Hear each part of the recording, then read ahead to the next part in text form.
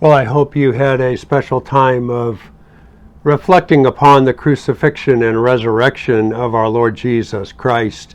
I know it's a reality that we think about, I hope, and consider and live according to on a daily basis, but there is something special about just giving it particular focus individually, as families, and as a church body.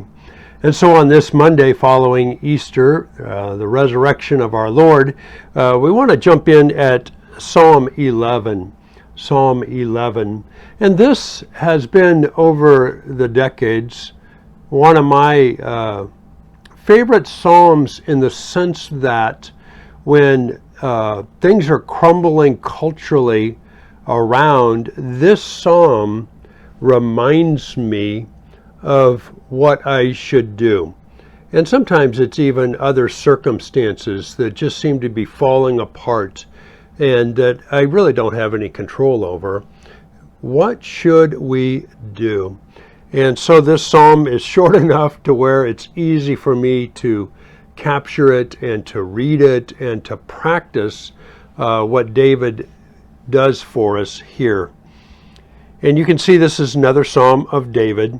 And he begins in verse 1 by saying, "In the Lord, in Yahweh, I take refuge." And then there's this description. "How can you say to my soul, flee like a bird to your mountain? For behold, the wicked bend the bow. They have fitted their arrow to the string to shoot in the dark at the upright in heart."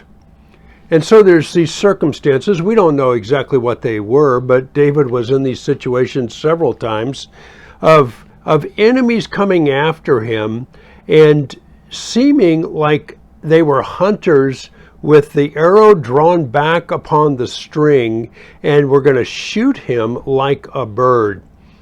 And there's this automatic response in David's heart of, I should run to the mountains. I should fly to the mountains. And so it doesn't mean that anybody was necessarily saying this to him. It does mean that that's almost the self-talk. Flee to the mountains, because, man, they're taking aim. The arrow is ready to fly. The wicked are about to get you.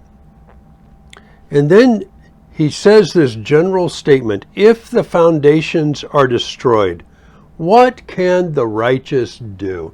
And that's really an overarching question that has always been a part since sin entered the world. If the foundations are destroyed, what can the righteous do? If foundational principles of justice, of kindness, of one anotherness, of a right and a wrong that is defined by God, if those foundation principles are destroyed, what is a righteous person to do? And it would also include the people. If the foundation of righteous rulers is destroyed, what is the righteous to do? And you can get the sense here, if the foundation is crumbling beneath you, what are you supposed to do? Run to the mountains? Well, there's a huge switch when we come to verse 4. The Lord, Yahweh, is in his holy temple. The Lord's throne is in heaven. His eyes see, his eyelids test the children of men. The Lord tests the righteous, but his soul hates the wicked and the one who loves violence. Let him rain coals on the wicked. Fire and sulfur and a scorching wind shall be the portion of their cup. For the Lord is righteous. He loves righteous deeds.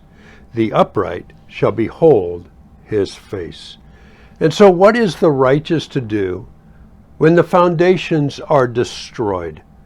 They are to look to heaven. They are to look to the Lord, or as the last verse says, the upright shall behold his face. We are to look to the Lord who is in his holy temple. The Lord's throne is in heaven. Things are not out of control. The Lord is still the Lord. And look, his eyelids see. He's not missing anything that's going on. And his eyelids will test the children of men. And specifically, the Lord tests the righteous. This is the testing like James 1 talks about. Count it all joy, my brother, when various trials, various tests come your way, knowing that the trying of your faith worketh patience, that you may be complete and entire, lacking nothing. When the foundations are destroyed, the test is, will we look to the Lord who is in heaven, who is in his holy temple? You might remember that this is exactly what the Lord did with the prophet Isaiah. Isaiah 6 says, in the year that King Uzziah died. He was a godly king. And Isaiah no doubt thought, oh no, the godly king had died. What is going to happen? And what does God do? He gives him a vision, a glimpse of the Lord who is in his holy temple. The one that when Isaiah got a vision of his holiness, all of a sudden he wasn't concerned about what was going to happen with the next king. He got concerned about his own sinfulness. And God did that beautiful redemptive work of taking the coal and purging his lips and saying, who will go for me? And Isaiah said, well, this is the no-brainer response. After seeing the Lord and what he's done to cleanse me, here am I, send me. That's what David is doing here. He's saying, let your glance be upon the circumstances, the temporal situation.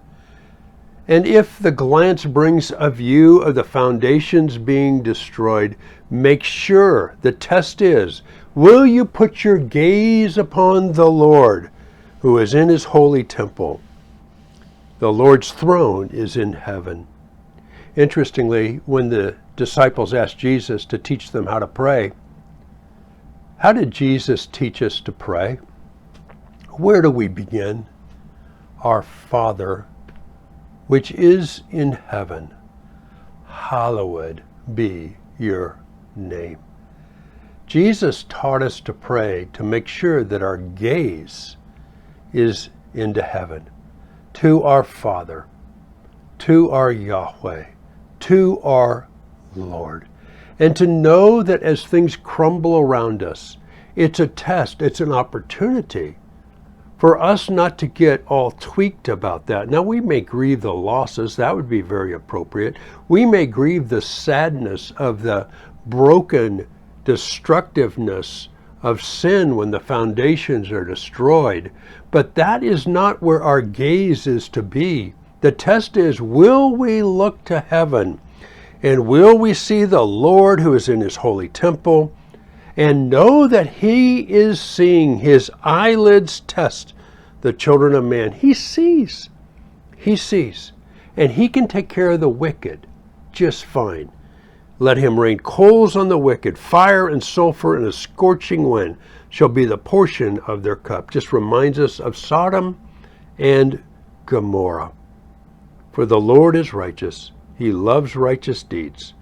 The upright shall behold his face. That's the distinct privilege that you and I have as followers of Jesus. We get to behold the face of God, primarily through his word. And as we spend time with him, letting this word reveal the love of God, the face of God, the beauty of God.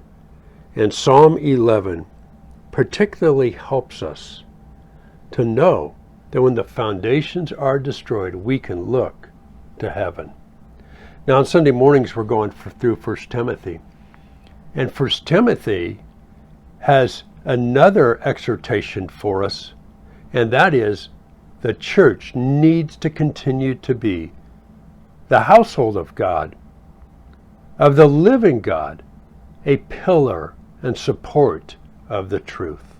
And so we look to heaven, and make sure we're part of a local body of believers that are to be the pillar of truth in a culture that is disintegrating, where the foundations are being destroyed. Oh, there's great hope. There's great purpose for you and I. May we always pass the test as things fall apart around us to look to heaven and say, Our Father who is in heaven, oh, hallowed be your name. Well, God bless you as you just take an opportunity to do this in whatever circumstances you may be facing. The Lord is in his holy temple. God bless you.